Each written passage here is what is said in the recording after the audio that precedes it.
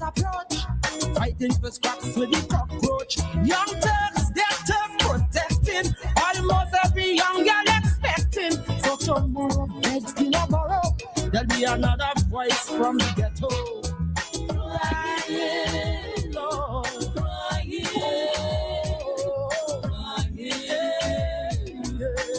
voices from the ghetto. Crying,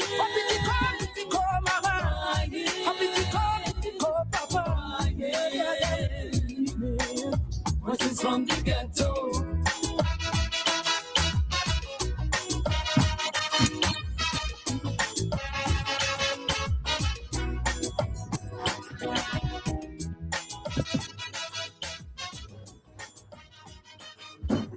Good evening, St. Vincent and the Grenadines. My name is Jomo Thomas. The program you're about to listen to is called Voices.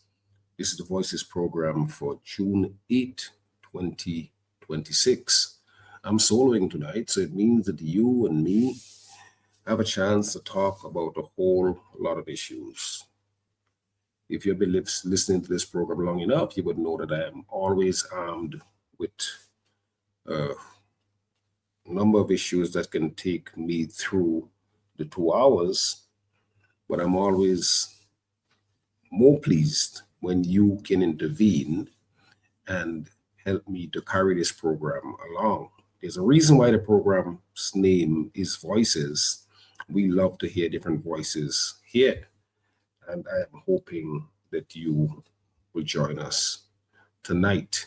But as is always, I would read my column for last Friday, and it is titled Public Office, No Opportunity for Personal Enrichment.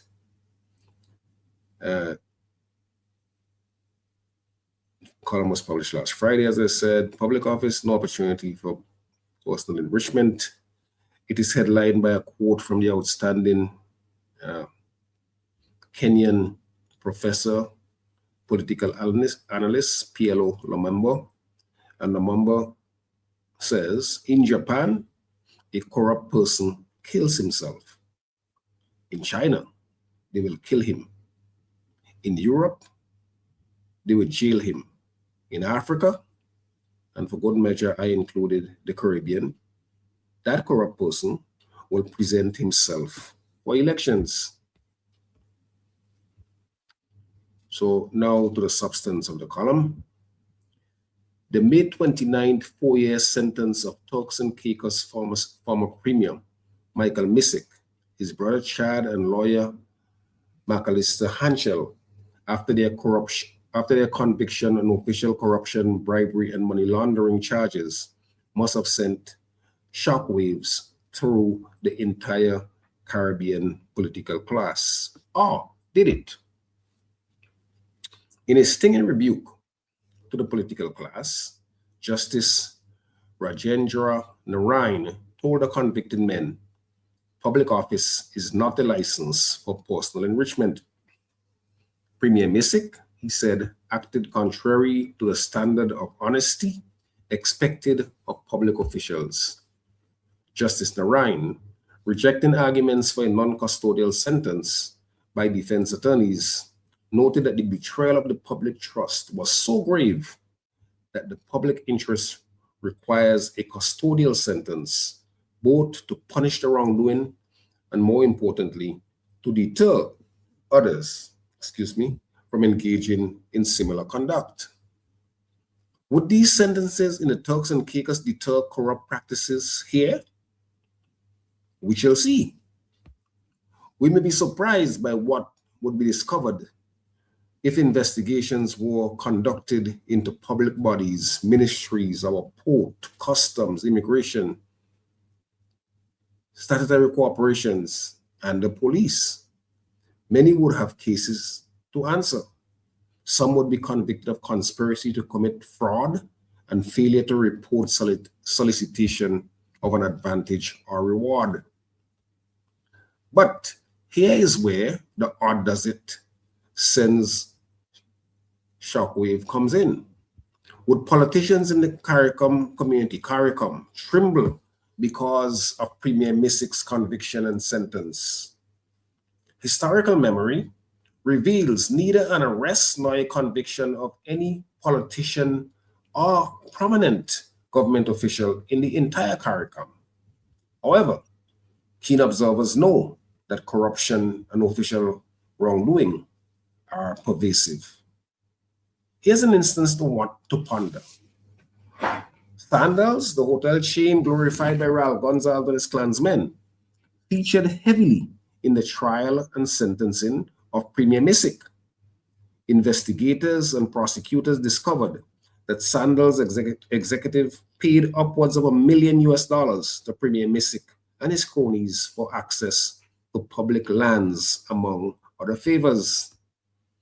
Sandals has built a top-rate facility at Bukoment, and last year purchased at least 51 acres of prime beachfront land at Mount Twin, with plans to build a 500-room Sandals Beaches resort that caters to families. The improper behavior of Sandals' executive in Turks and Caicos may be the tip of the iceberg. Is it unwise to muse that similar illegal practices have occurred here, especially related to foreign direct investment or government finance mega projects? We think not. While not a smoking gun, Sandals' implication in the Misik corruption conviction should, at a minimum, raise eyebrows. Beyond, a casual stroll through Kingstown will reveal that the dance can't pay for the light, as it is highly unlikely that some store owners pay rent, salaries, and utilities based on sales and remain a profitable business concern. Is it that those concerned with crime fighting, financial investigation, and democratic good governance look the other way or are complicit in wrongdoing? Is it that for public relations purposes, our crime fighting and financial intelligence apparatus arrest, charge, and convict only low-level individuals rather than doing the heavy lifting that would take us to the head of the crime chain?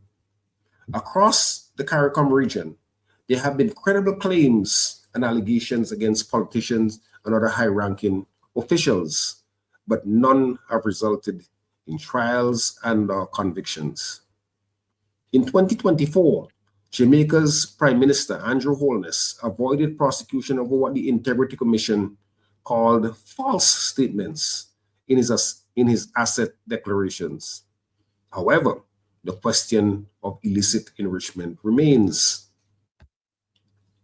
Dr. Keith Mitchell, the former Grenadian Prime Minister, allegedly received a briefcase containing upwards of $500,000 as a bribe from convicted fraudster Eric Restonier.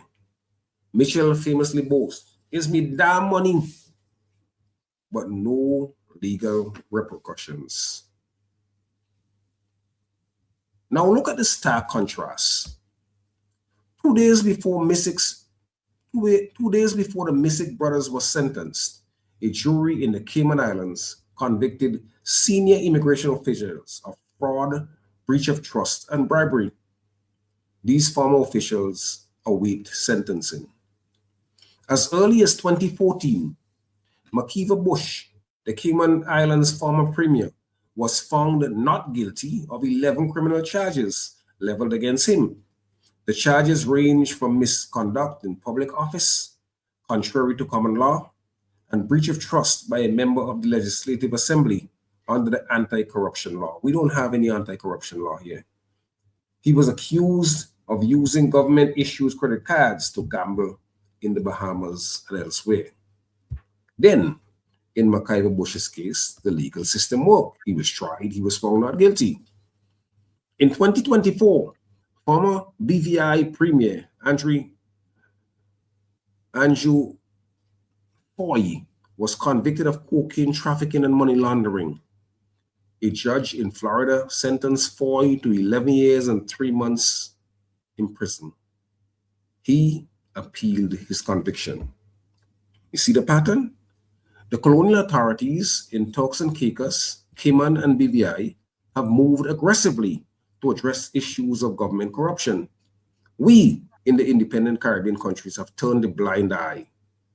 There's no way patriotic Vincentians should settle for the fact that the colonial administrators are outdoing us in the fight to root out corrupt practices. PM Friday's administration owes it to Vincentians to aggressively and painstakingly investigate, order forensic audits, charge, try, and convict former politicians and senior government officials guilty of violating the public trust and enriching themselves. If he questions, he meaning Dr. Friday, Prime Minister Friday, if he questions St. Vincent's and the Grenadines' capacity to effectively conduct the investigation necessary to ferret out the wrongdoing of the previous government, his administration should seek help from friendly governments and or professional organizations with the requisite skill. Our romance with complicity in criminality must end if our Caribbean is to develop democratic best practices. Millions of dollars that would be spent, that would be better spent solving many of the problems confronting our countries and peoples are stolen each year. Now, that was my take last week.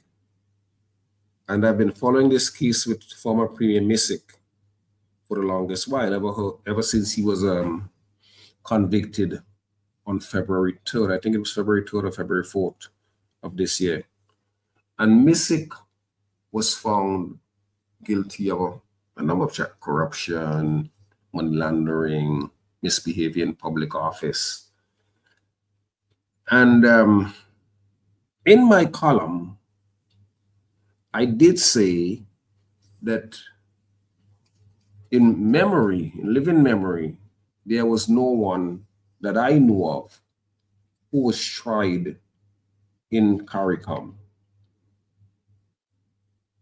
But since the column was published, in fact, I met someone today who told me, well, maybe you're still a very young man, because back in 1980, a former premier of Antigua, George Walters, was convicted for misbehavior in public office corrupt practices, and he was sentenced to 3 months in prison. And he was in prison from 2000, from 1980 to 1981, I'm sorry. From 1980 to 1981, he appealed his conviction and he succeeded, so he was released. And then I completely forgot. I must have known this because I had not yet left St. Vincent. Former Labour parliamentarian Attorney General Arthur Williams was convicted for misbehavior in public office. And he was sentenced, well, he was fined $100,000. That was 1986. So by then he had lost his seat following the 84 general elections.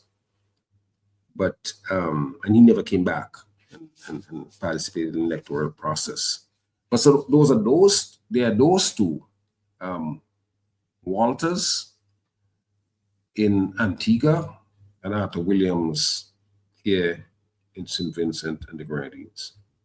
Why am I tracking this? In fact, I saw one of the ULP blowhards writing under my column saying, why are you disregarding the issue at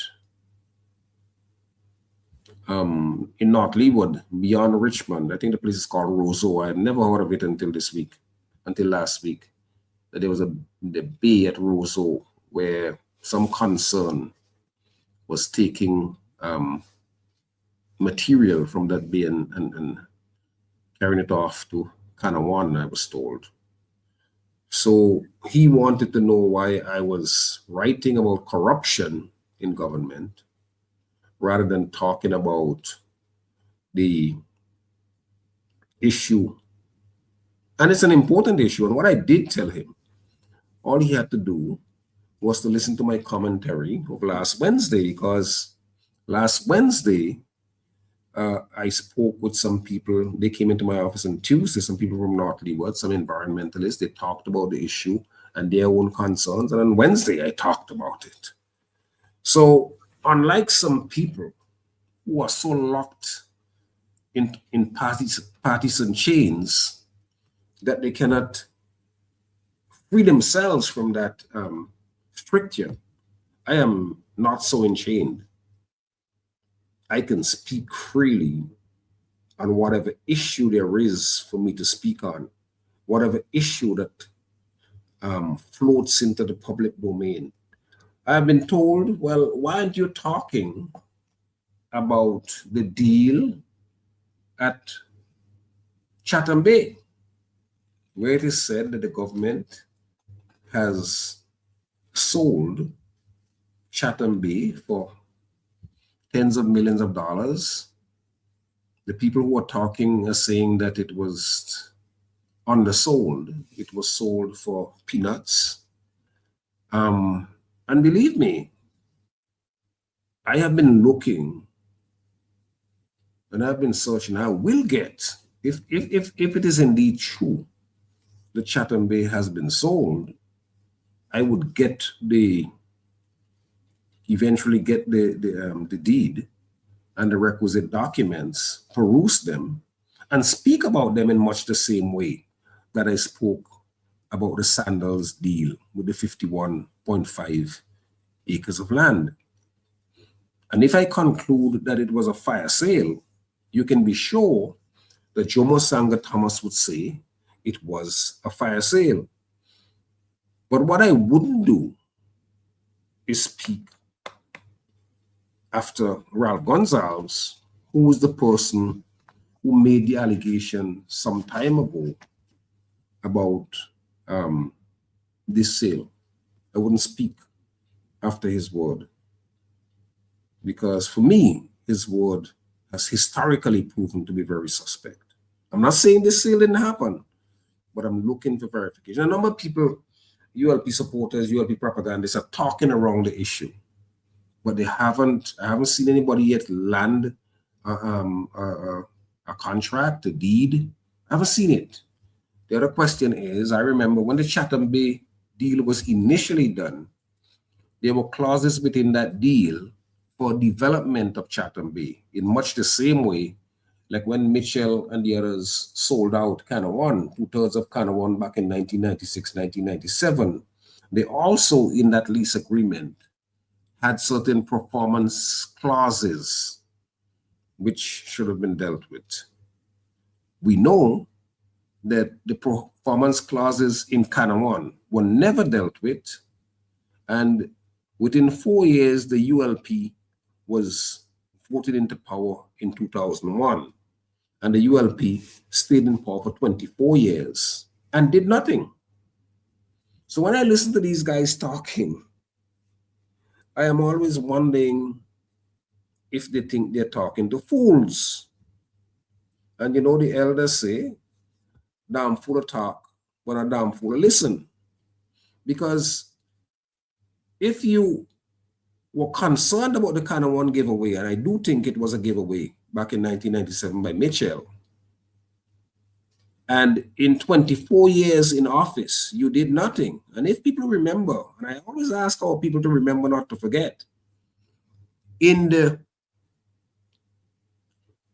run-up to the 2025 elections, we heard allegations that there was this billionaire in the Grenadines who had apparently won the favors of the NDP, and that the NDP was supposed to make some deal with the guy, Pignatario, who was a billionaire who was said to be worth about $18 billion the last time I checked.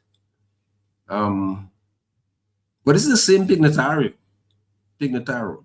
which the ULP dealt with for a very long time. Again, I remind people to remember not to forget. Remember when there was an issue and Pignataro simply closed down the place and sent home, I think, about 250 workers, and the ULP sat there and did nothing because Pignataro was flexing his muscles? It's the workers who broke that story, which I talked about, which I wrote a column about. ULP didn't talk about it. Camilo, as I think was Minister of Finance then, he didn't talk about it. But in 2024, we heard them start talking about, by then, I guess the relationship with them and Pignatario had broken. So they started talking about the Canawan deal, that the owners of the Canawan deal did not live up to that deal. Remember, it was Saladino who did that initially. And then Saladino sold out to Pignatario and O'Brien. But the same ULP who talked about it negatively before they got into power went ahead and sold even more lands to the developers, coming in closer than the indigenous people. So I'm not afraid of talking about anything. I just don't shoot my mouth off so that nobody is going to say that they're going to sue me for something that I don't know about.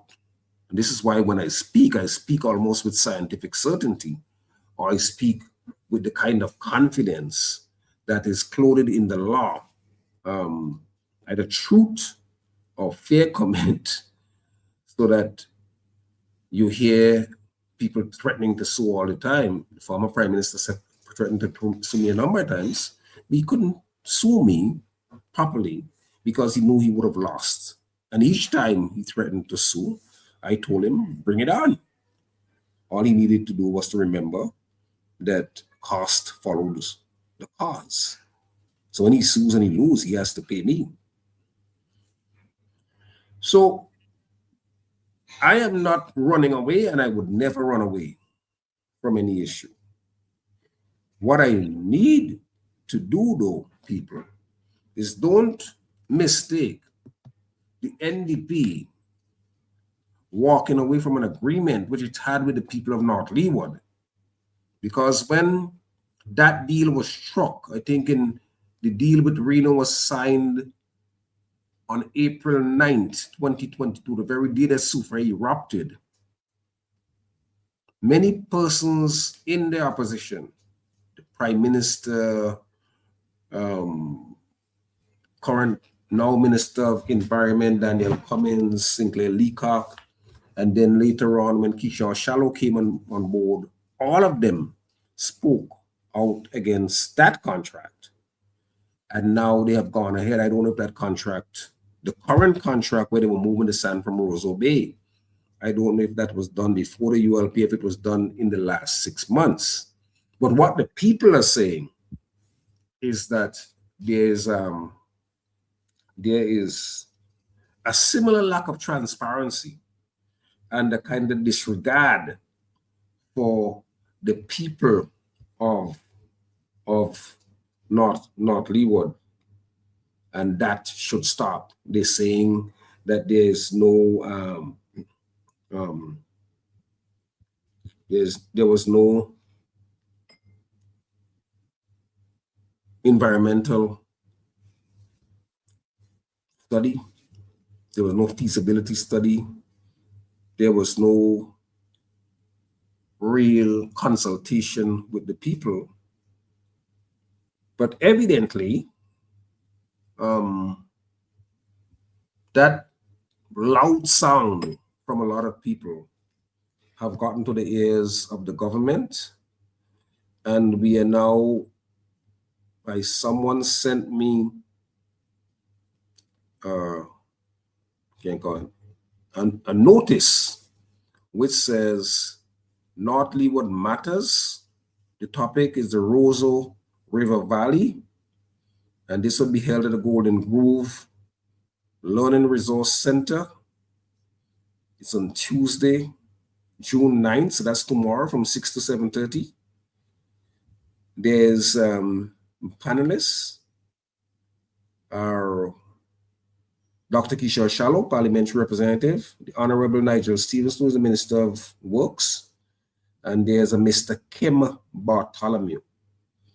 And it goes under the broad heading. The flyer says, I guess this is a Kishore Shallow initiative, because that was his election campaign slogan. Stronger, North Leeward together. North Leeward, your choice, your voice matters. So there's supposed to be this conversation tomorrow, this further consultation tomorrow, and the people who are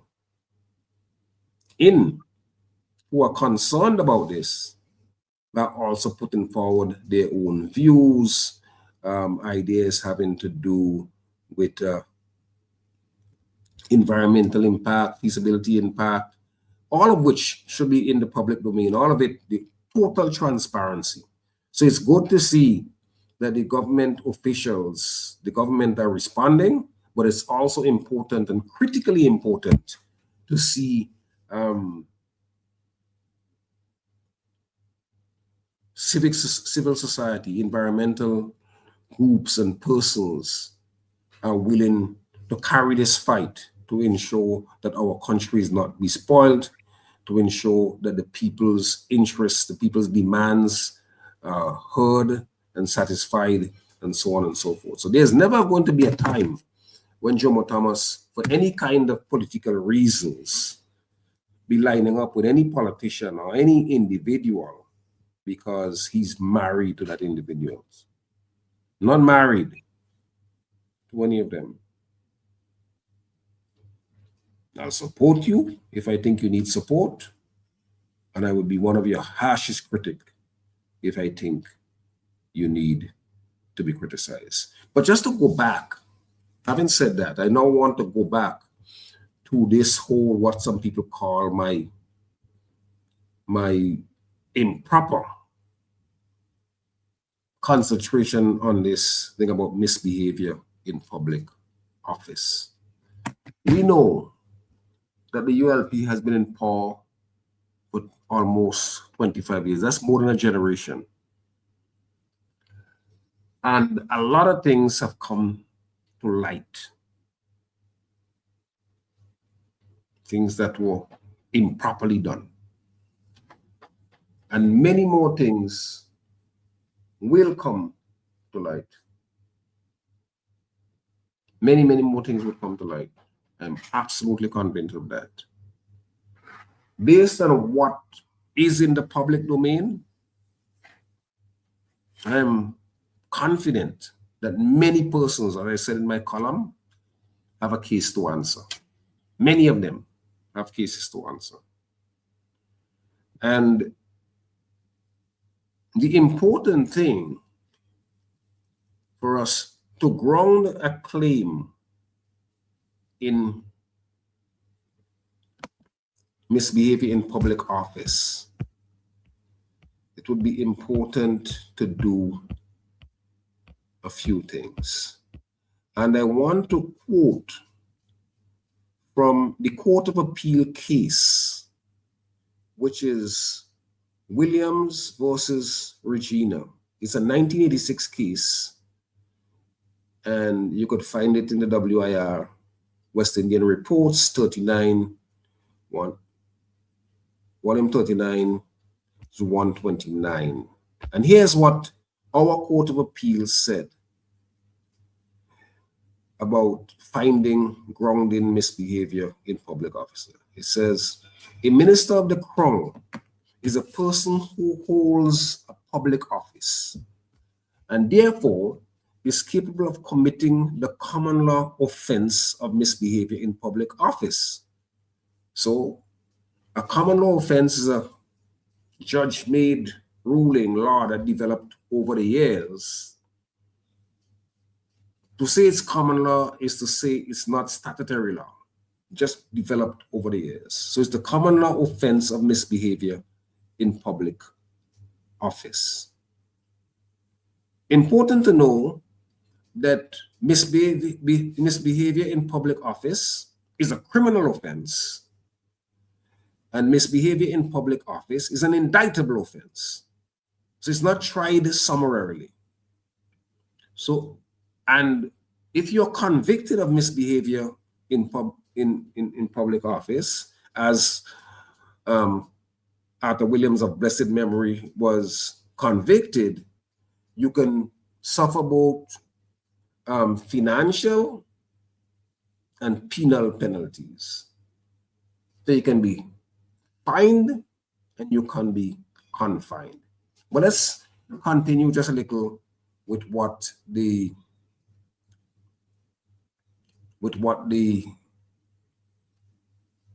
Court of Appeal says. The Court of Appeal says, to establish the commission of such an offense, it is only necessary for the prosecution to show that the defendant was, one, a public officer, that as such, as a public officer, he owed a duty, that there had been a breach of that duty, and that his conduct was calculated so to injure the public interest as to call for condemnation and punishment, and that he had an oblique or fraudulent motive. I'll read it again. To establish the commission of such an offense, misbehavior in public office, it is only necessary for the prosecution to show that the defendant was a public officer, that as such he owed a duty, that there had been a breach of that duty, and that his conduct was calculated so to injure the public interest as to call for condemnation and punishment, and that he had an oblique or fraudulent motive. An English authority, the Laws of Halsbury, says, any public officer who commits a breach of trust or fraud in a manner affecting the public is guilty of an indictable offense at common law, even though the same conduct, if in a private transaction, would, as between individuals, have given rise to a civil action. Now that's important because somebody who has a duty, a statutory duty, can be tried civilly. And if they're tried civilly, that wrong is called tortious misfeasance. So Halsbury is saying that if you breach the trust and you're charged with misbehavior in public office, it means you breach a trust, you commit fraud, it's an indictable offense, and you could be charged as well, or you could be brought to court as well for tortious misfeasance.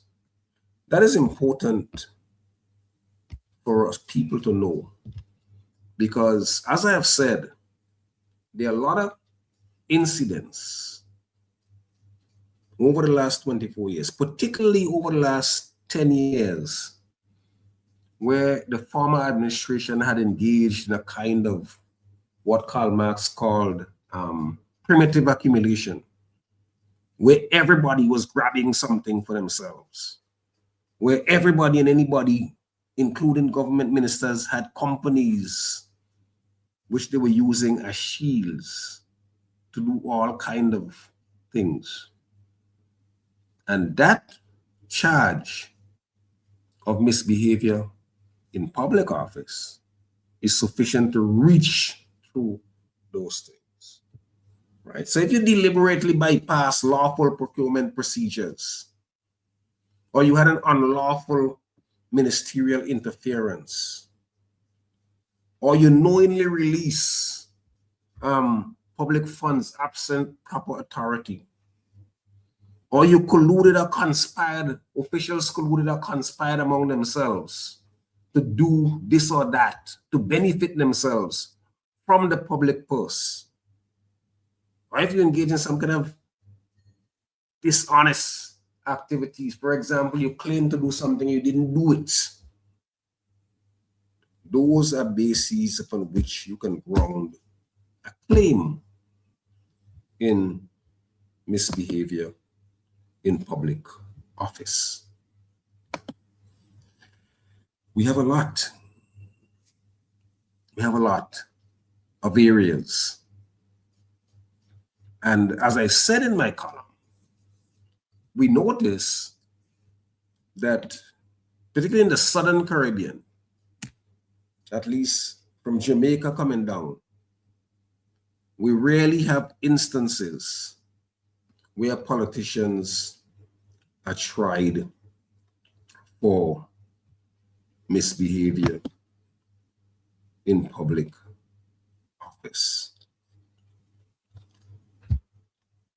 We have to change that once we can find the evidence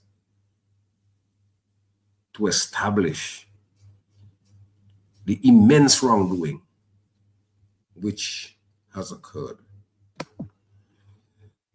But if the government, and I do think that if this government is prudent, and if this government wants to really put a nail in the Gonzalez tenure, that it should ask for the forensic assistance of governments, friendly governments, or it should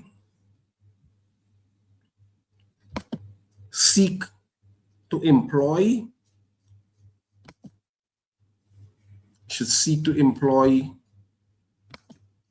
top-class investigative firms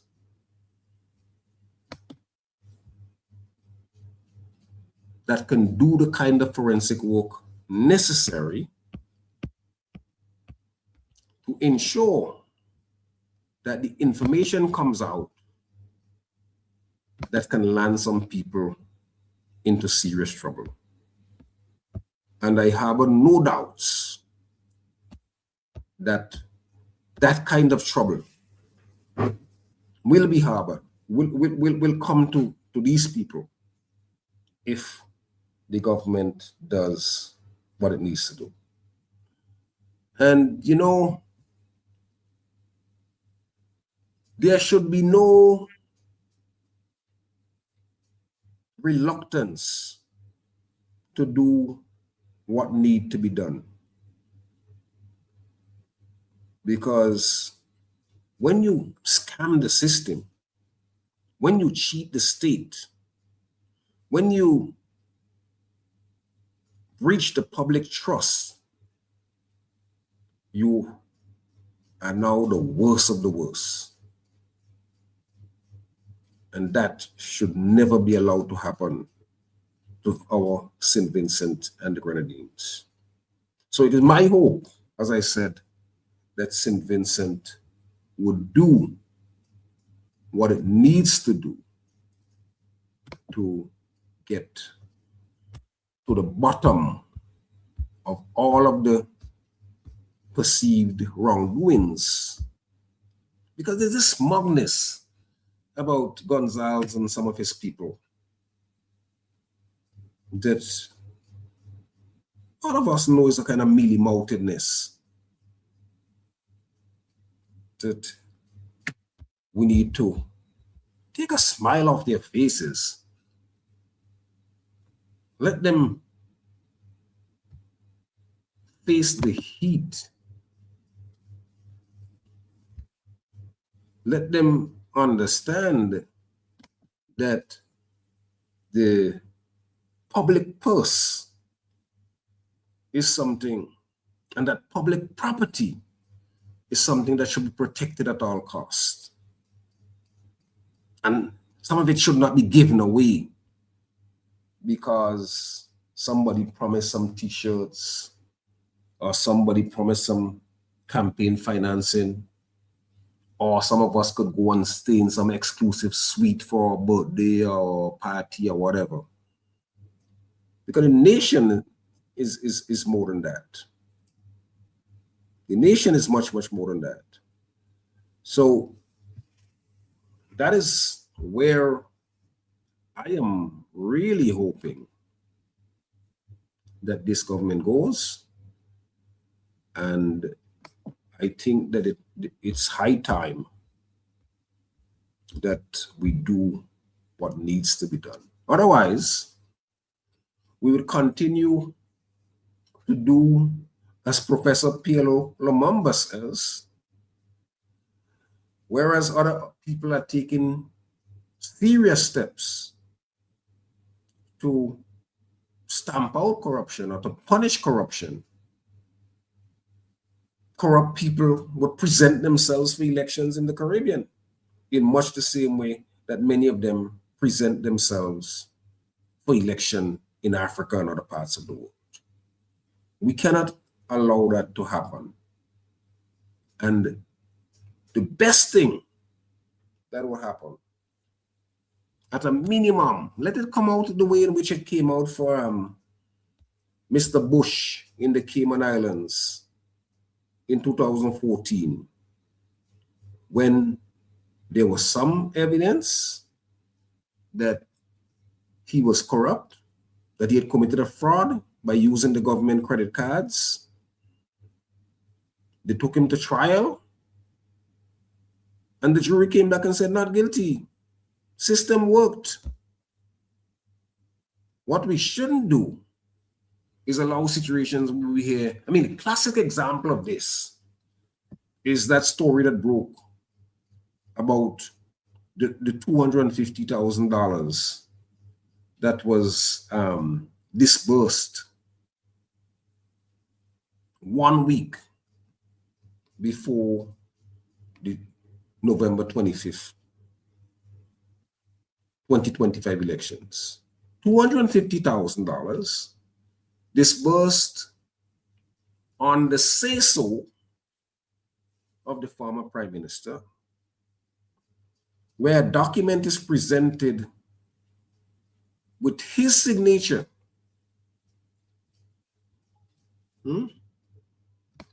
His signature, approved,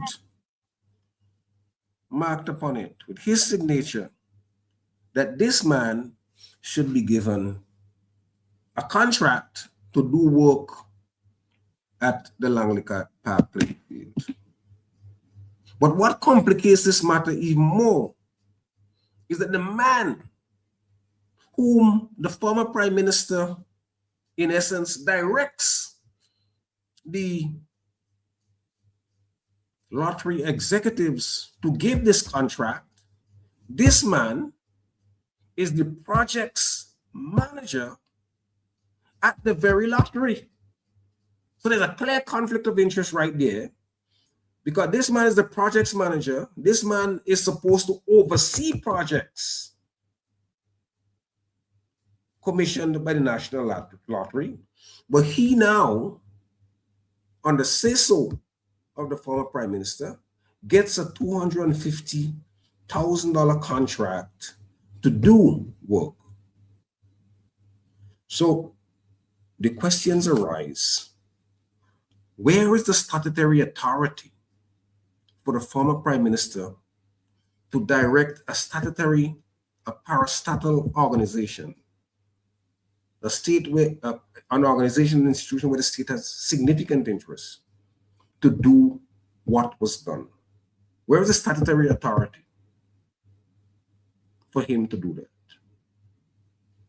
And then, on what basis does somebody who's supposed to be the project's director get in the contract to do the work that he, the project director, is paid nice bucks, good bucks? If you want to know how much he was making, you would be surprised. What I can say is probably much more than many top civil servants. He is doing a contract which his job description allows him to oversee.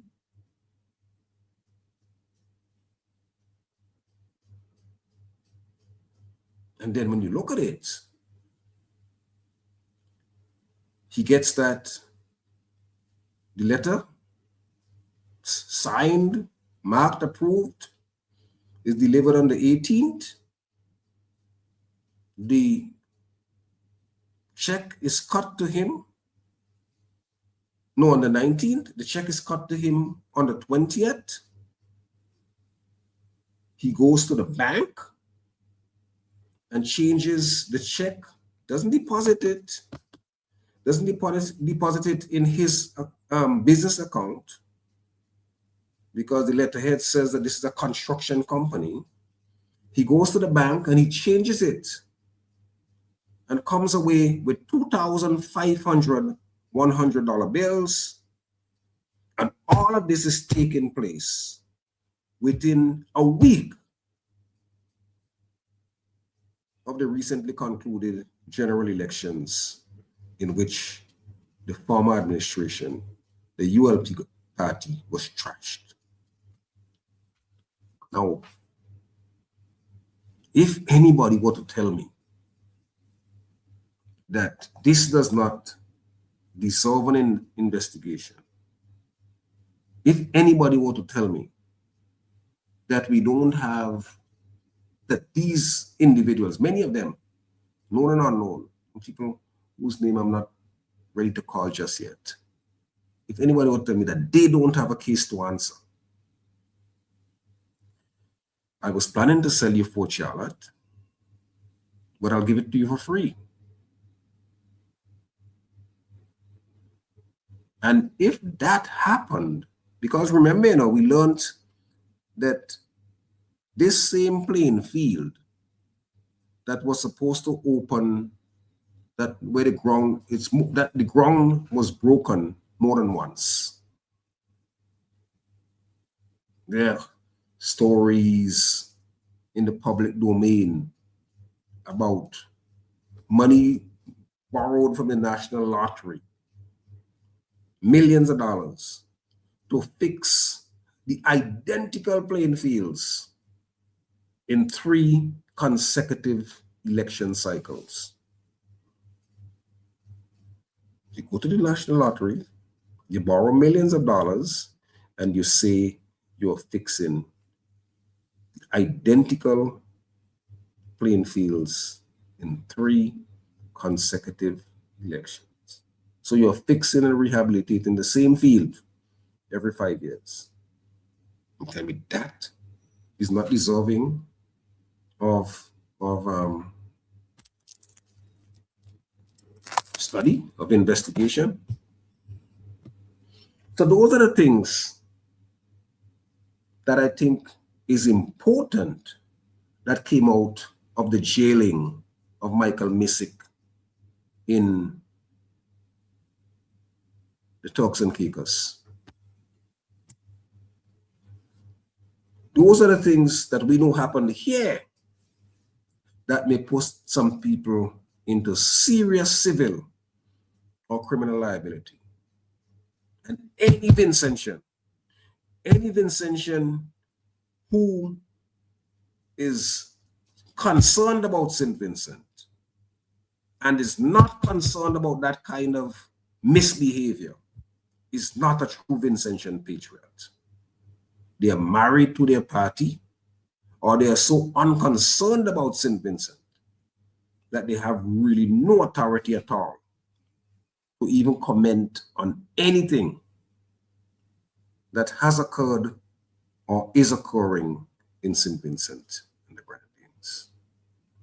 So that's where that is.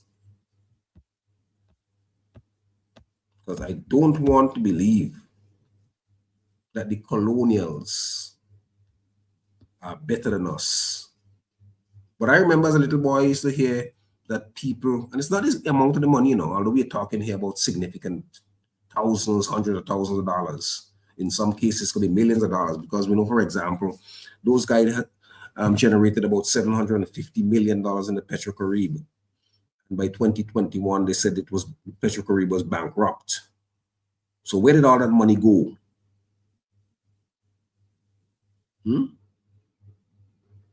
But in the Caribbean, The man gets 500. He's alleged to have gotten $500,000 in a briefcase. And when it was brought to light, he said, "Me damn money." Remember?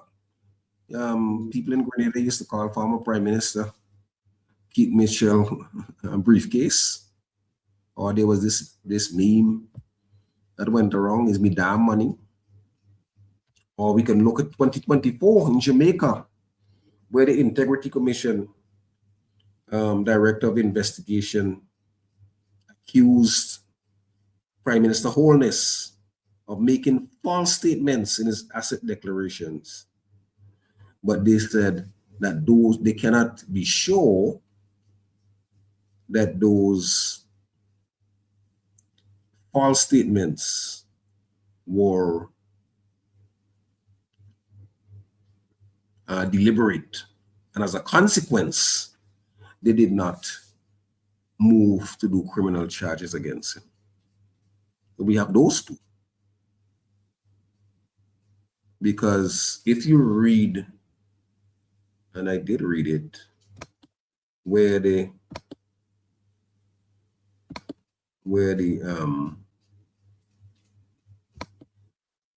I was looking for the, yeah, if we read what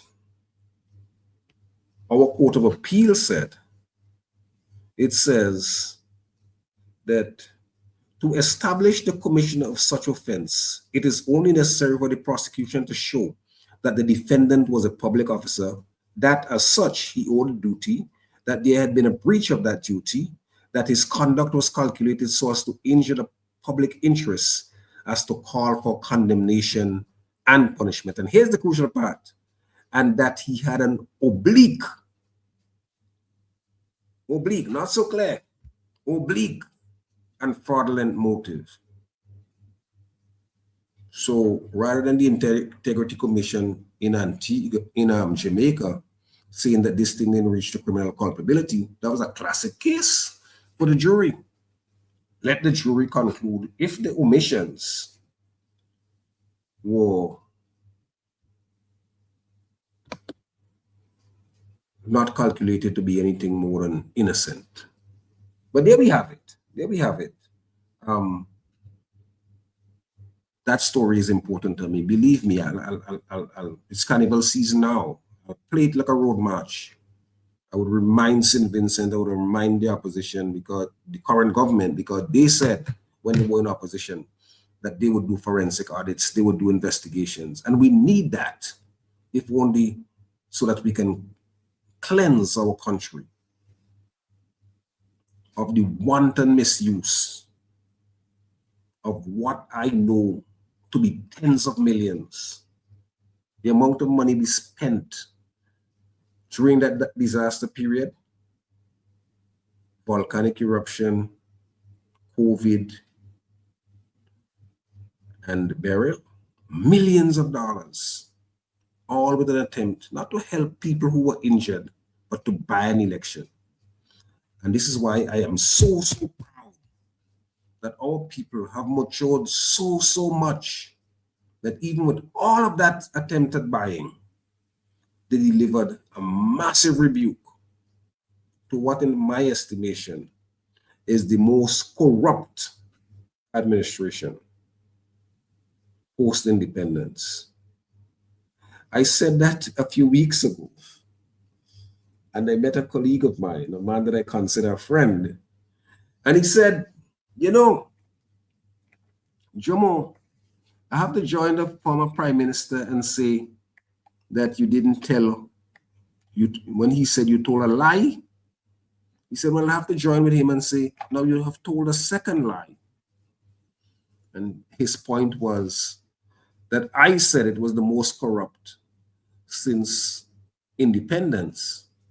And he said that I was lying because actually it was the most corrupt in the history of St. Vincent and the Grenadines. I really can't argue with him, because as I said time and time again in my columns and on Voices, I normally say that maybe if corruption in the 70, let's say under the junta government between 1972 and 1974 was in the thousands of dollars.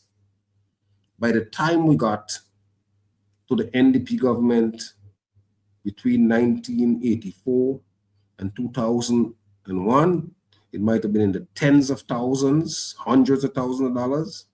I have no doubts that between 2001 and now, it's in the millions of dollars. Absolutely no doubt. So you see in which where Justice Najendra Singh seized about $25 million from Misick and his brother and his lawyer. If we do that deep dive, if we do that forensic audit, there's a real chance that we may get back a lot of that money that has been stashed wherever it has been stashed. But there are people who are particularly skilled in searching and digging and finding. And I remind people, when you don't find it, you could always go to income tax. When the feds wanted to get Al Capone, they didn't get him on murder charges or felonies. They got him on income tax violations. So if all the people who know have all kind of lifestyles and have $1 million home here, there, and everywhere, and won't pay in the requisite taxes, then we could either get them to pay us huge sums in taxes, as I do, as other people do, pay taxes, or we can seize properties which they now claim to own. So that's my take on that point. I know it was, I hope you were able to follow some of the points that I'm making, but that's my take on that. We shall take a break and then we come back. I want to read and walk through with you a column that was written by Kenrick Quashie. Many of you may have seen it. It's called "Oh, How the Tables Have Turned." I want us to walk through that column because I think it's a critically important point that that young man is making. And I think that all of us should get to his level of consciousness. So we take a quick break and we come back. I am Jomo Thomas. This is Voices. EFM 99.9 presents Voices, a talk show that's not just new, it's phenomenal. Voices, it's interactive and thought-provokingly different. Voices, hosted by Jomo Thomas. We'll analyze all the issues of concern to you, the people of St. Vincent and the Grenadines, and the diaspora. Voices. We have a voice. We need your voice. Together, we are the people's voice. Voices. These are some serious times. All I can see around us is violence and crime.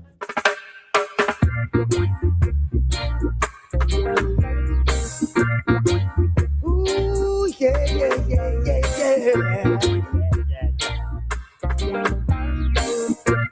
Ooh, yeah. They got so much things to say right now. They got so much things to say. They got so much things to say right now. They got so much things to say. Hey, but I'll never forget no way they crucified Jesus Christ. I'll never forget no way they sold Marcus Garvey for rights. I'll never forget no way they turned their back on Paul Bogle. Hey, so don't you forget who you are and where you stand in the struggle. They got so very,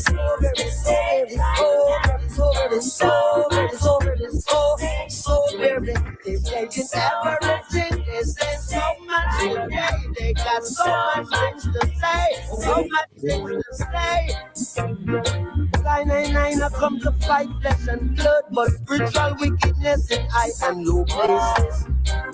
So while they fight you down, stand firm and give Jah thanks and praises. Cause I and I do expect to be justified by the laws of men, by the laws of men. Oh, truly found me guilty, but prove, true just prove my innocence. Oh, when the rain falls, All right, I'm Jomo Thomas. This is Voices. We're back. And as I promised, I want to read that piece that Kenrick Washi did. It was published today, and it's headlined, captioned, "Oh, how the tables have turned." So let's walk through Kenrick Washi's piece. He says, for 25 years, the political landscape of St. Vincent and the Grenadines was defined by a singular status quo. Inevitably, such a long tenure in government shapes policy, habit, expectation, loyalties, and political reflexes. Therefore, it is easy for the new administration to be judged based on the style of the previous administration. Like many, I really look forward to a change in government for a reason that went beyond ordinary politics. I wanted to see the tables turned. I wanted to observe how those long accustomed to power would behave in opposition, and how those long accustomed to criticism would behave once entrusted with authority. 6 months into this new dispensation, the psychological reversal playing out in our public square is fascinating. It offers a revealing lesson in human nature and a sobering look at the tribalism that continues to weaken our democracy.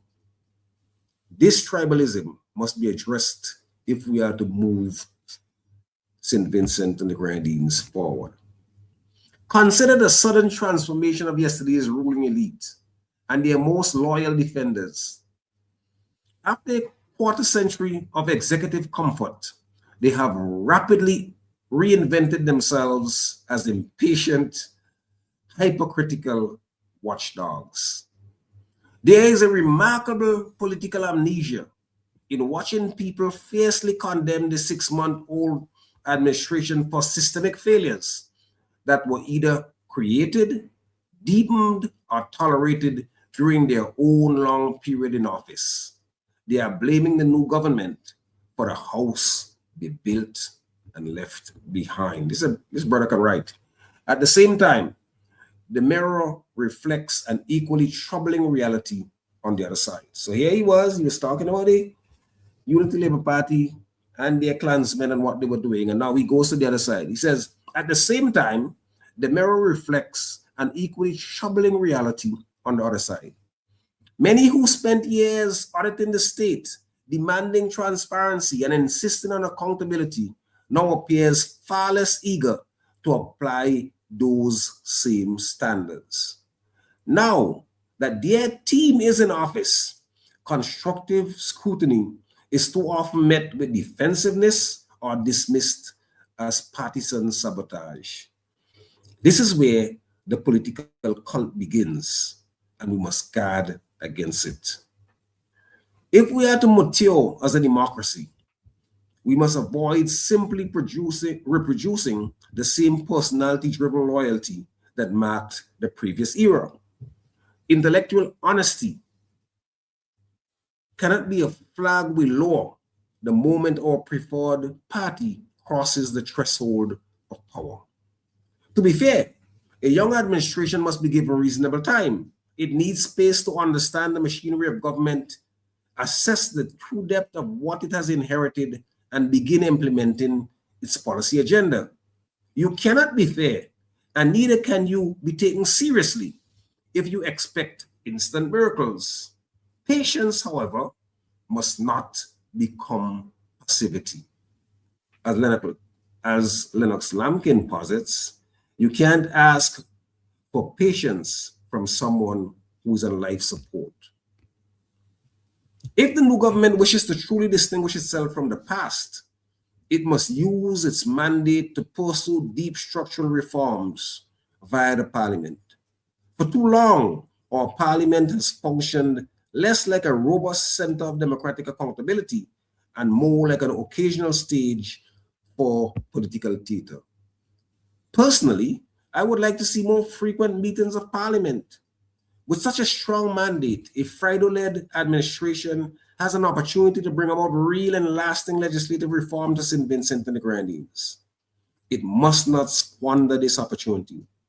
I look forward to parliamentary sittings being defined by serious debate, meaningful oversight, and transformative legislation. True reform means strengthening institutions as they cannot withstand, I'll read it again. True reform means strengthening institutions so they can withstand the personality, preferences, or excesses of whoever happened to occupy the prime minister's chair or any minister for that matter. A change in government is a democratic opening, and victory is not achieved merely by changing the faces in the cabinet. If we simply replace one set of uncritical cheerleaders with another, then we have changed the color of the jerseys, not the nature of the game. Real democratic maturity requires us to break the cult of the personality, to judge our leaders by institutional standards, and for us to build a system strong enough to keep power humble. I want to read that last sentence again, last paragraph again. A change in government is a democratic opening, and victory is not achieved merely by changing the faces in the cabinet. If we simply replace one set of uncritical cheerleaders with another, then we have changed the color of the jersey, not the nature of the game. Real democratic maturity requires us to break the cult of the personality, to judge our leaders by institutional standards, and for us to build a system strong enough to keep power humble. Now, this is brilliant writing. This is brilliant, brilliant writing. And I hope many of you would appreciate it for what it is. How do we keep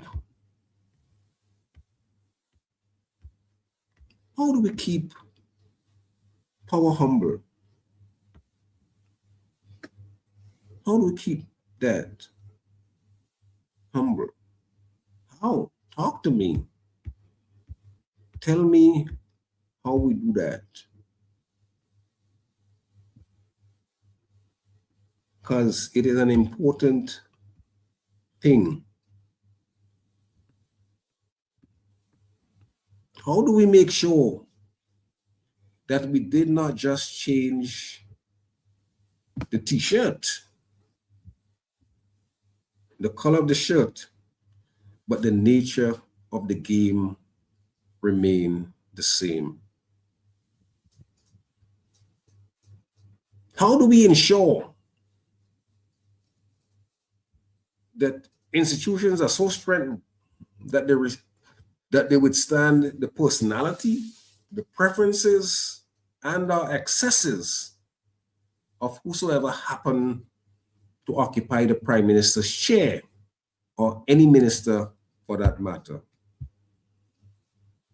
How do we ensure, or how do we demand that our parliament not be the shit show that it has been over the years? I mean, I was talking to a colleague of mine some time ago from Grenada, outstanding, brilliant attorney. And he was saying, you know, the people in your parliament need to pull themselves together.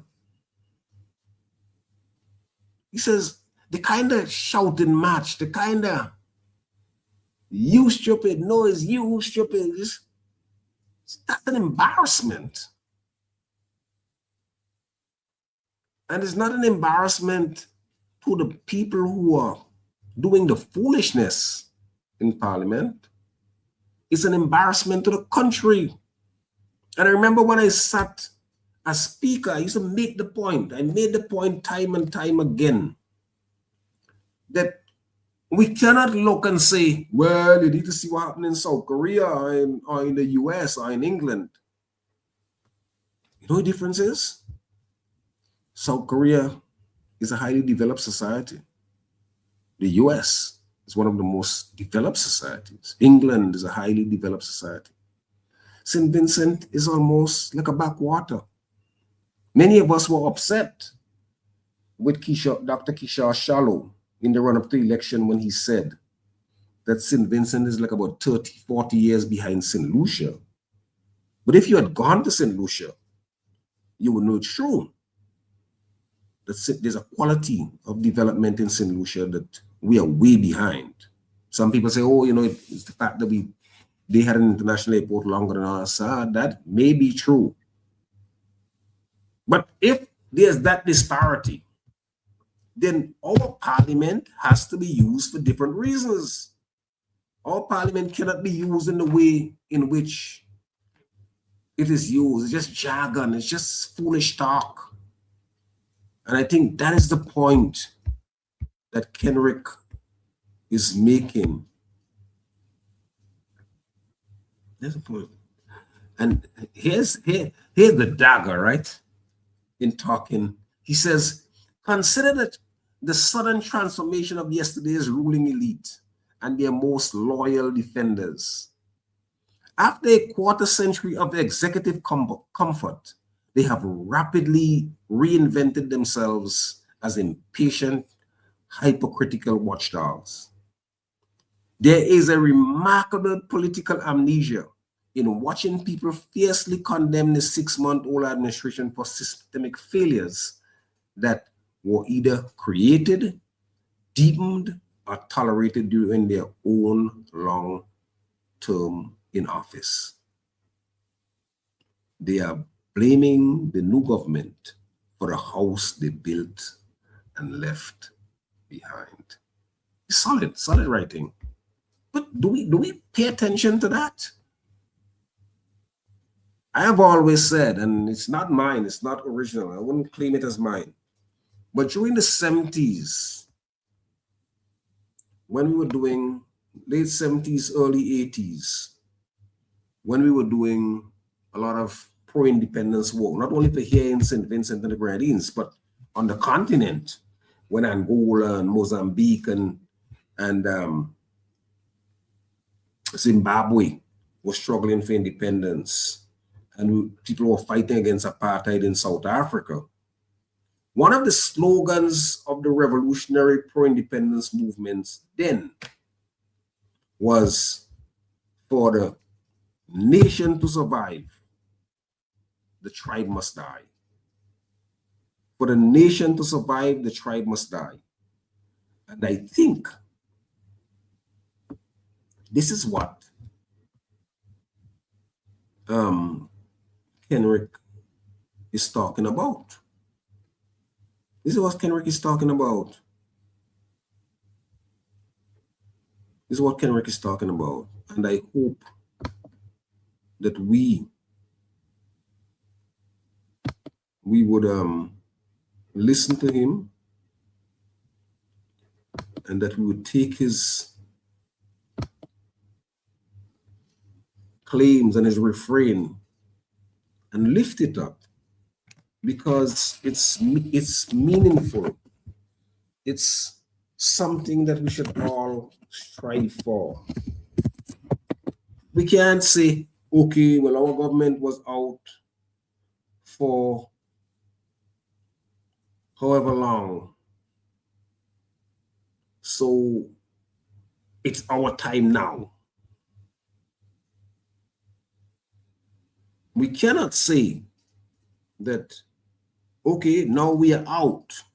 Our primary concern is simply to oppose, propose, and depose. And if you look, you would have seen the former Prime Minister saying last week that he has a a vigorous regional international schedule. But his primary responsibility, it's laughable if it wasn't so serious. His primary responsibility is to see the swift revival of the Unity Labour Party. I've been around for a long time. And I would bet my left hand that the ULP has gained little, if any, support at all since it left office following the elections of November 27th, 2025. I would bet my left hand. And the reason why I would bet my left hand is that people in a multiplicity of ways voted that election was a referendum on Ralph Gonsalves. People had enough. They decided that they wanted him out. And because he refused to go, he brought the entire house down. Young and upcoming guys who were supposed to take over the party as early as 2013 were made to show that Gonsalves was all game and his true intent was to die in politics, in office. So having lost, you would think that he would give up and allow a new cadre. Even some of those who lost, Camilo, Soboto, Carlos, Kizat, give that new cadre a chance to find themselves. No, he doesn't do that. He jumps on the party radio. He takes 2 slots, Mondays and Wednesdays. And when he's ready, he comes on another day. And he really, really thinks that he's turning this country around. We talk about a vainglorious egomaniac. But it is the party who would have to find that. Because we want a functioning democracy. We want a party to really hold this government in check. They have to be the guardians. Well, the citizen must be the guardian. If we have a strong party, that's good too. And the mistake that people make is that at 80, come August, the former prime minister has a lot of ability. He's well trained. He has read a lot. He has 24 years experience in government. So he can articulate. And people confuse articulation with brilliance, not realizing that this is a man whose shelf life has been spent, that this is a man who cannot turn anything around. And I intend to live long enough to show that I am right. And if you talk to some of them, in the privacy, they would admit that I'm right, as has happened before. But they don't have the balls. They don't have the fortitude to look the man at some meeting or call him up and say, look, man, give it a break. Give us a chance. So you have that on one side, as Kenrick points out. And you have the other side that's saying, I'll give you an example of how this thing works, right? During the election, during the run-up to the election, people know me. I'm on Voices. In the mornings, I have Plain Talk on Boom, and I would go at some of these politicians. And this particular individual liked it, because mainly I was going after ULP politicians because I had committed myself to work for the downfall of them, particularly since back in 2015, whatever little influence I had, I loaned it to that party, which in some ways allowed for the only reversal in fortunes from that movement down, where in the 2050 election, the popular vote went up. So I saw it as a thing to get out there and make sure that, and not just for personal things, for the fact that they had really done a number on Vincent Shuns. So when the current government came in now, I was doing my regular boom talk. And a government minister was on, and I asked a series of questions. And I met my friend, and he said, man, what are you doing? You were dealing with this man as though he was in a court, and you were cross-examining him. And my friend who was there, I didn't say anything, he didn't say anything, but subsequently we met, and he commented, he says, you know, wow, it's interesting that he doesn't want you to do any kind of vigorous interrogation of a minister that he supports. But a few months ago, he reveled in you doing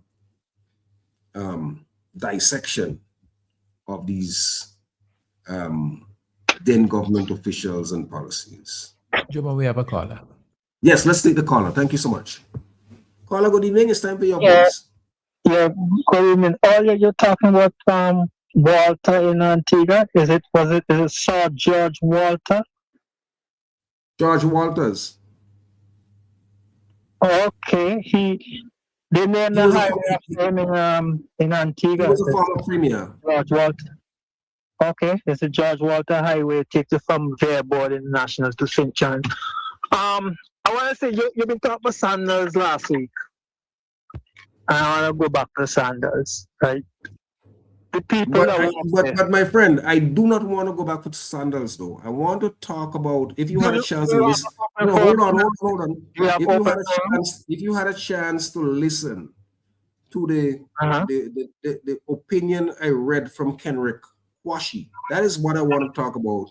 Where Kenrick was laying there the fact that 6 months after the elections, people who were critical of the then government are now overly supportive and uncritical of the current administration, and vice versa.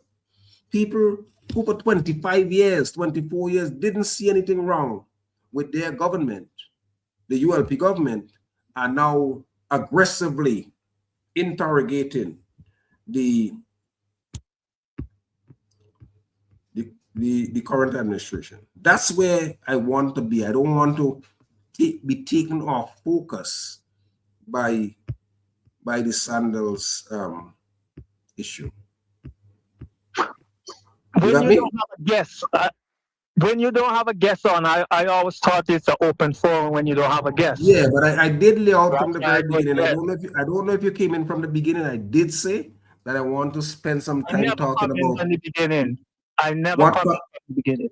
Right. So I'm telling you, when I came in from the beginning, I did say that I want to deal with, try to lay out the foundation for the charge of misbehavior in public office, and then I want to take people through this most brilliant piece I thought that Kenrick Kwashi wrote.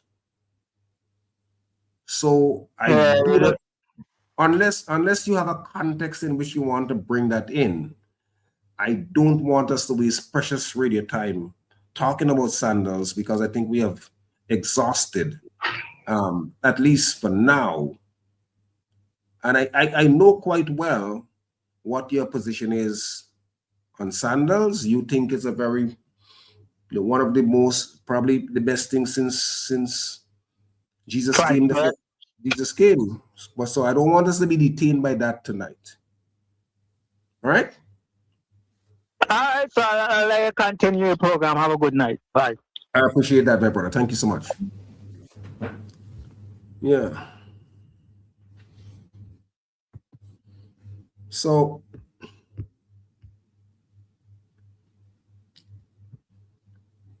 I it's important for us to look at some of these things that Kenry Kwashi talked about, because that is fundamentally about our country and our future and what we do with our country and our future.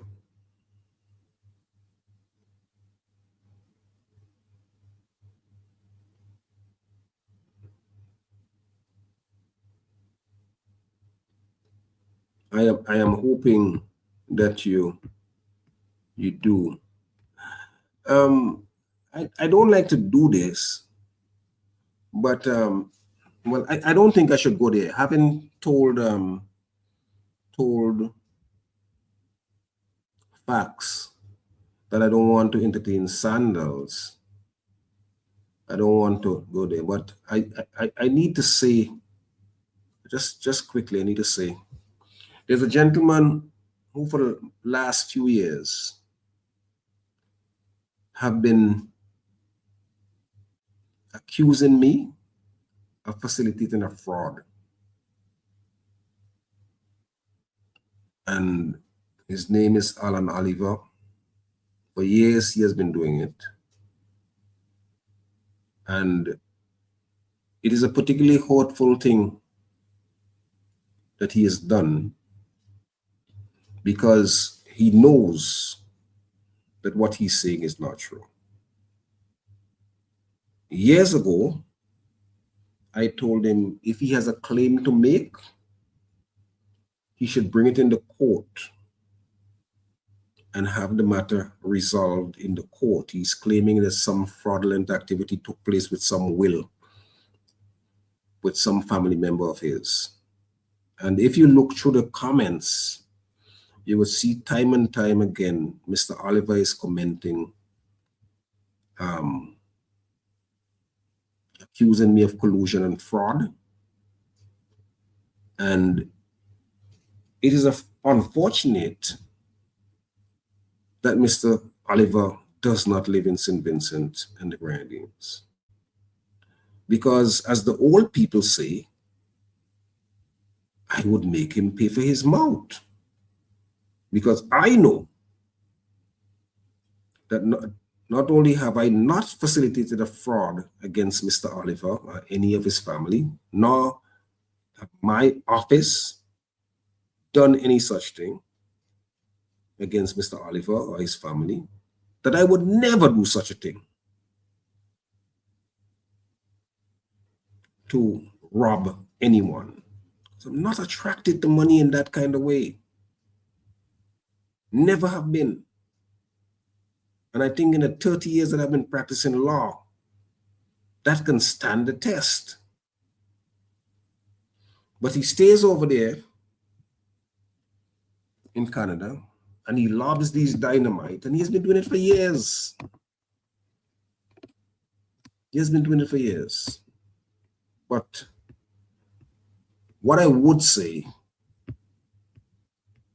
is that, as the old people say, the moon does run till they catch them.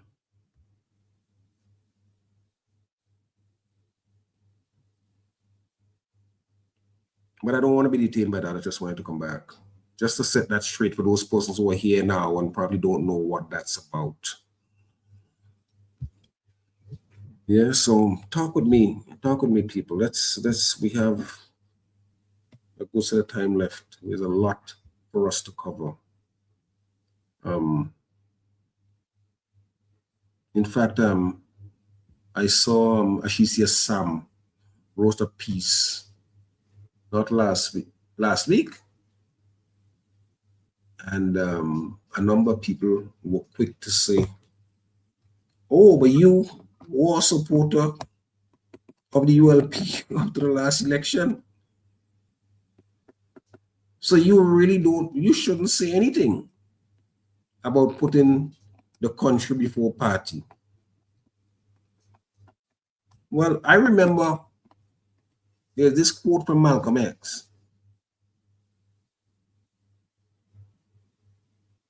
That says you have to be very, very careful who you criticize and how you criticize them, because by way of consciousness, there was a time when all of us might have been at the point where they said things that we perceive to be stupid, foolish, politically backwards. But if we take our time and we watch people progress and grow. Hello? We have a caller. Okay, let's take that caller. Caller, good evening. It's time for your voice. Good night, good night. Good night. Nice program, Jomo. Nice program. Thank you, sir. You know,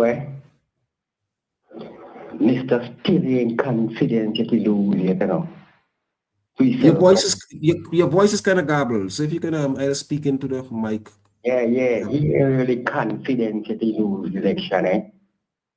He ain't really confident that he still feeling in power. You see me? So this is why now they know feeling just how the NDP to feel when they've been in opposition. And but they say, the NDP could have never gained power. They've been bragging and boasting on that. So now they lose. It's hard for him to recognize the lose there. That's why the man gain also, and his supporters and them still. Them is who didn't want to see the change. And they want to see the change happen just so. So Jaden met the world in one day. You see me? So all of them who are run off and talk, I just talk them and talk. But they don't listen. He doesn't do what he must do. And that's how we burn them. When the judgment they come, they're the one. I'm thinking I'm going to get charged for somebody taking you, and I'm going to do with poor people money. And feel where poor people forget all the millions of dollars they get for the plenty projects and them and hey. Well, I guess we lost that man. But for those of you who didn't read Kenrick's piece, I really hope you would read it. Winston, you are such a cynic, huh? Why do you think it's going to take us generations to do some things? You know, I remember listening to Hilary Beckles, such a brilliant Caribbean intellectual, historian, economic historian. And he made the point, he said,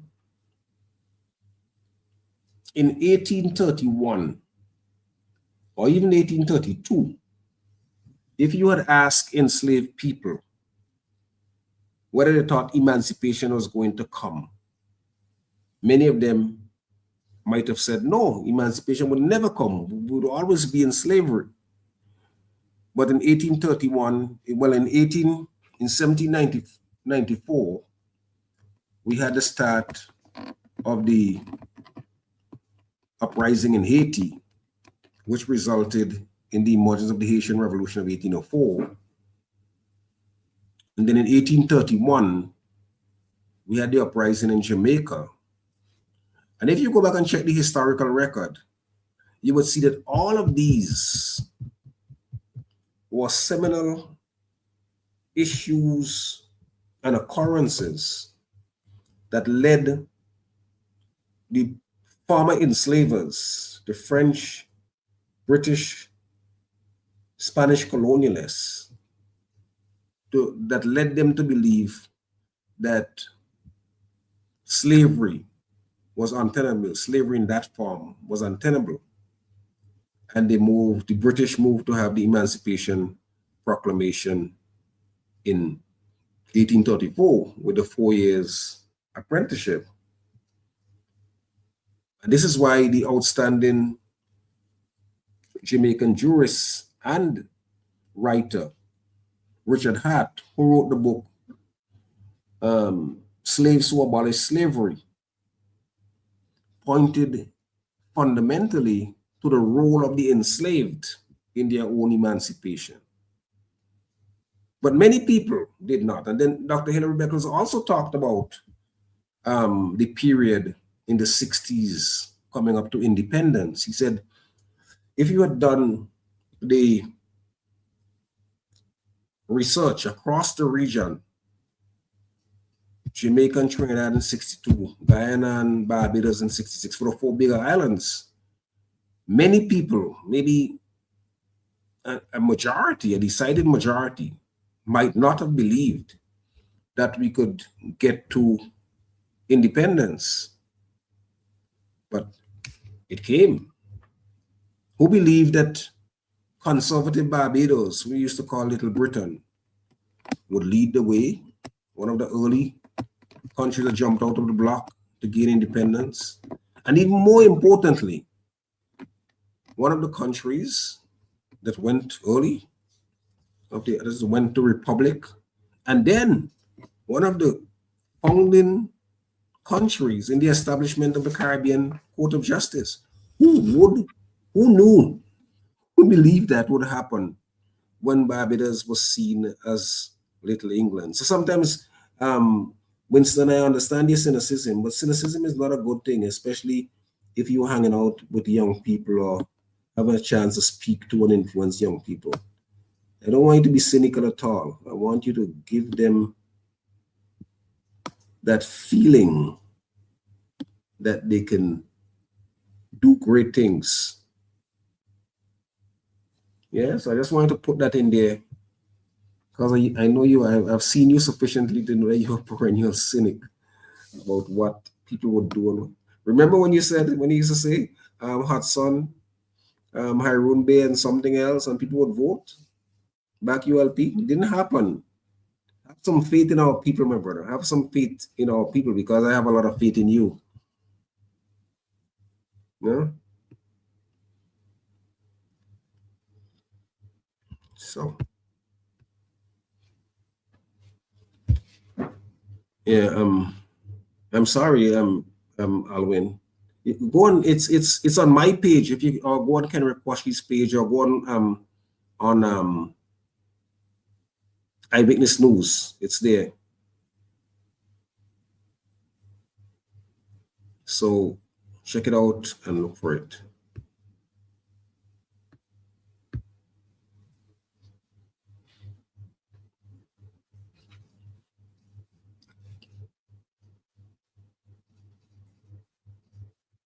Yeah, it's gonna take time. We're not gonna get any place fast. It's gonna take time, but you have to remember, we are still a very young democracy. What are we doing? We're celebrating 47 years of independence this year. The United States is celebrating 250 years of independence. The Iranians have 6,000 years. The Ethiopians have 10,000 years. Right? The Greek has 2,500. Yeah, he's reminding me hot sun, Haroon, cold, soca sweet, and people happy. Yeah. But so we can't be too hard on ourselves. But I think we can be hard on our politicians for not doing more for us. Because these countries are in dire straits. And we need them to do the kind of heavy lifting. And I think that's one of the things that PM Gonzalez, former PM Gonzalez, have over a lot of people. That he does the heavy lifting. He reads. So you always come off, if you're listening to him, as making points that are sound. But those of us who have listened to him over a long period know that beneath a lot of the high-sounding talk is a lot of empty rhetoric. Because when you compare and contrast what he says with what he did while in office, or what he said even before he got into office, then we know that this is not a man who should really be taken at his word. Yeah, Winston, I agree. Starts with us now.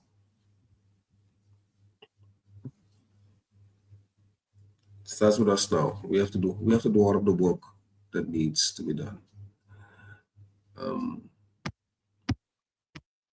You know, I want to so, and I made this point before. I had a conversation, I think I mentioned this on Voices before, but I had a conversation with a gentleman who expressed real problems or disappointment or sadness with the youth of the country, of the region, of the world. And I have a completely, radically different view. I have absolute confidence in the young people of this world. My generation was BS. A bunch of bullshitters, a bunch of careerists, a bunch of people who are primarily concerned with their own personal advancement. So you have people celebrating, for example, that, oh, St. Vincent is galloping towards a first world status and we have 4 out of 10 persons living in poverty.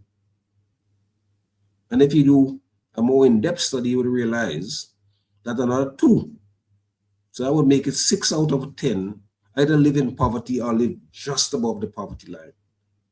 But you have the empty rhetoric. We are moving towards the first world. But I have real confidence in the youth because they are the future, and young people are the people who make change. Old people like me don't make no change. I can sow the seeds. I can sow the seeds to try to enlighten and to share experiences and so on.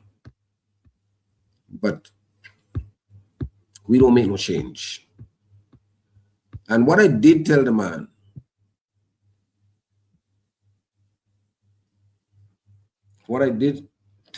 who had expressed sadness about the youth, I said, if you think the youth was so bad, how do you explain the November 27th, 2025 elections?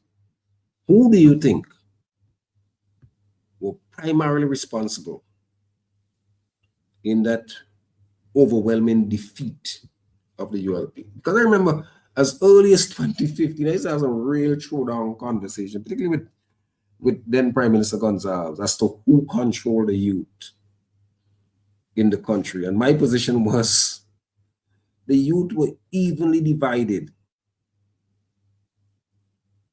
But I think the ULP was always able to hold on to government because it had the levers of government.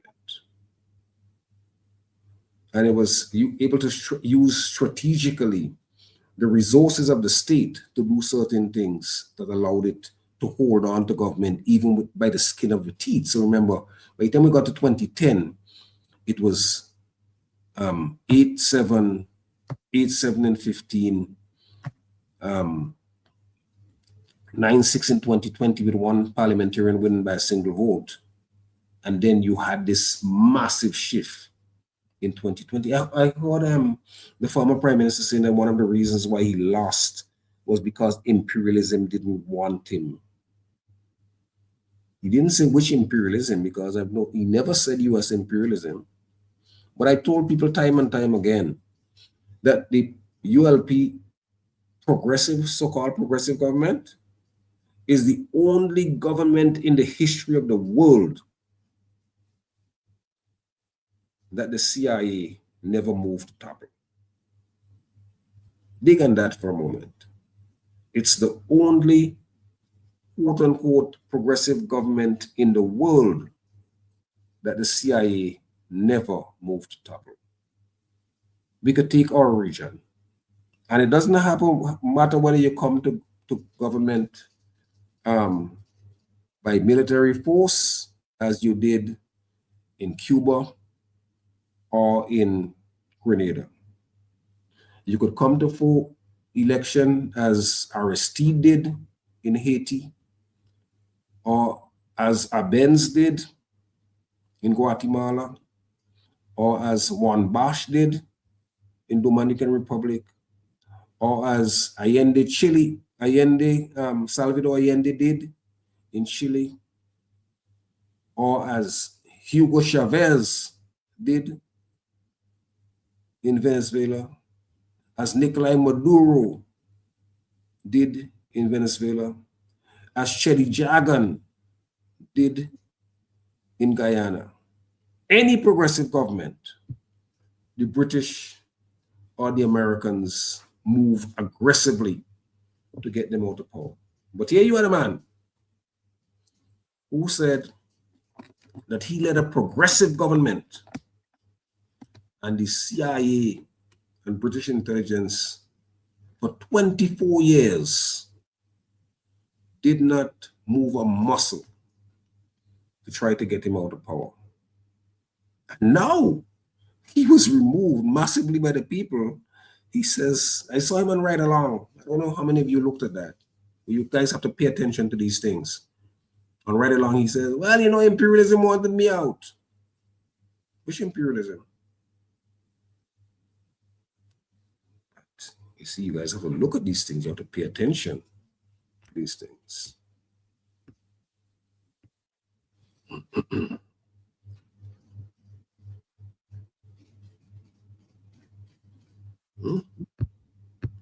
So there's where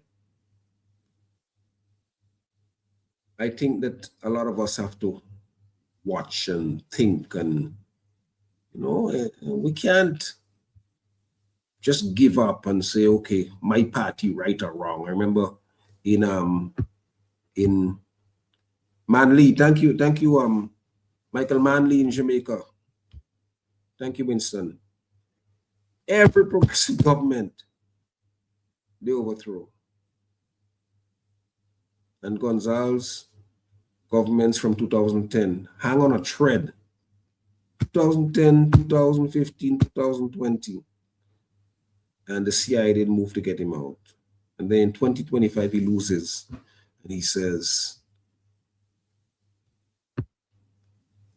oh, imperialism wanted me out.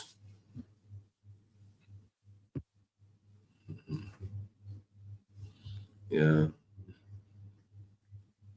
It's an amazing thing. But people don't let anyone, whether you support NDP now or you supported ULP in the past, don't let anybody throw smoke in your eye. Don't let anybody take you for fools. Don't give up your dignity. Don't give up your independence. Don't suspend your critical faculties. Don't. Because you know something? When you do that, the people who succor you don't have any independence for you. I mean, don't have any respect for you. Because they know you're a sucker. They know you're dependent on them, or you make yourself dependent on them. They don't have any respect for you.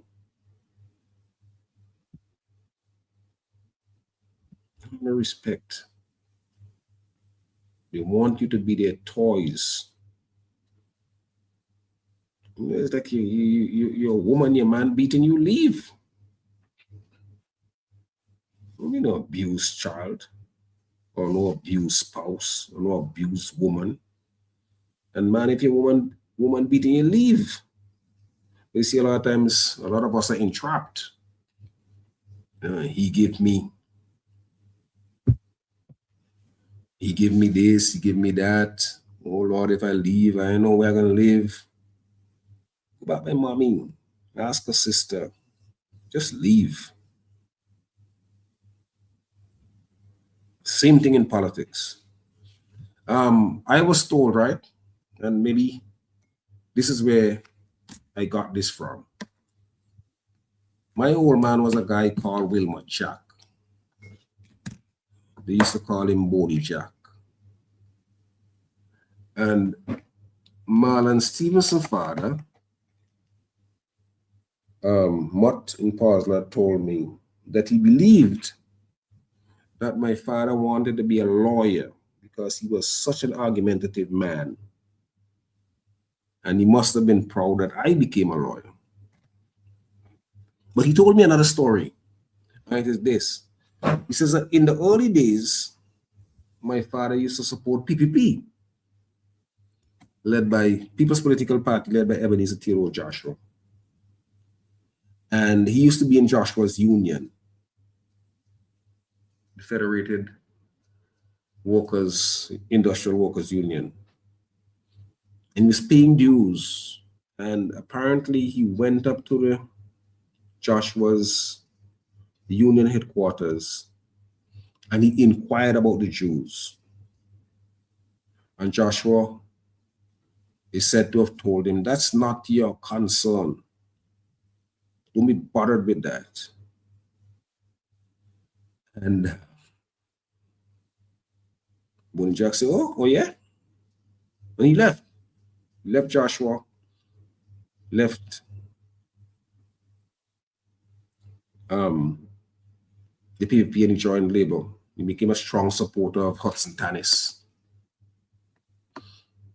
And Joshua used to berate him in the market square. And to try to avoid slander, Joshua used to talk about Fatty Jack. Remember, they used to call the old man Boney Jack. Joshua said, I ain't getting no slander, ain't getting me no slander claim. But the point is that he was prepared to break with a politician whom he thought did not give him a good shake. And that's how all of us should be. We must not suspend our critical faculties. You support it if it deserves supporting, and you drop it when you think it is not working in your favor.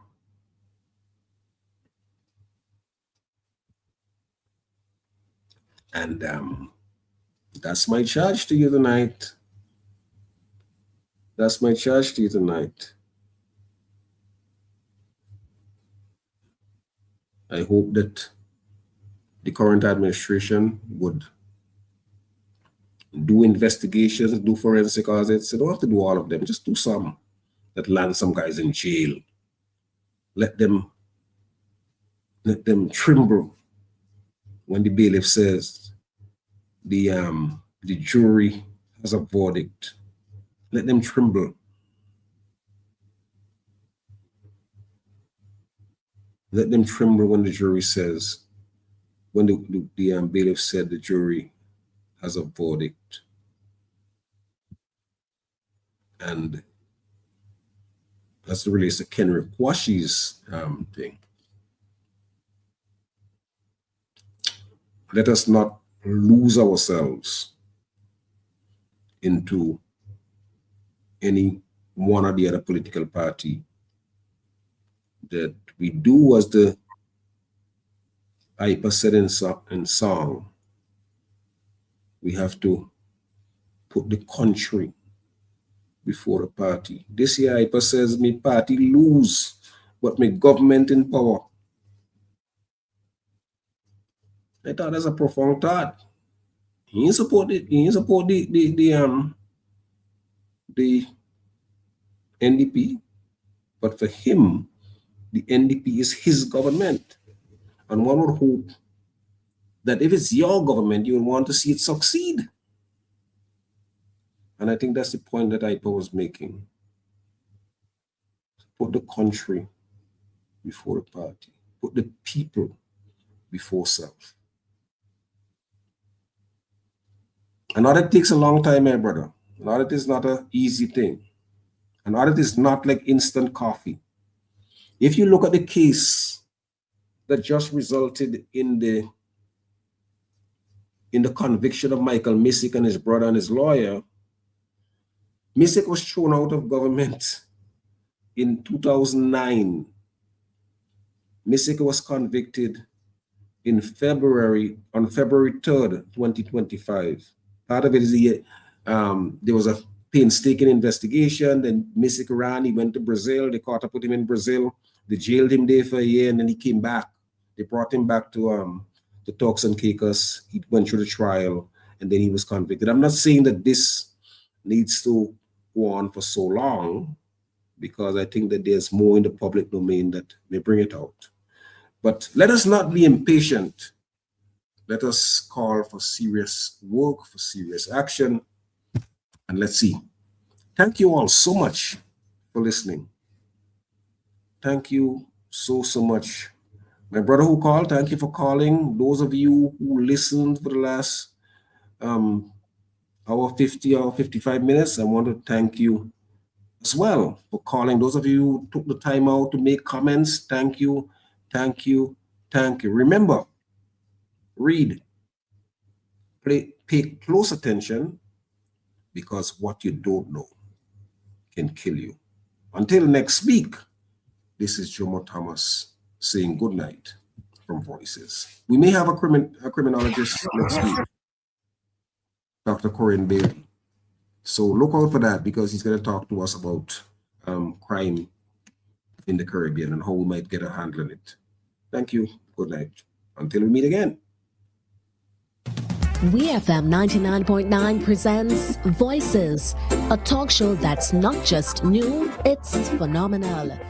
Voices, it's interactive and thought-provokingly different. Voices, hosted by Jomo Thomas. We'll analyze all the issues of concern to you, the people of St. Vincent and the Grenadines, and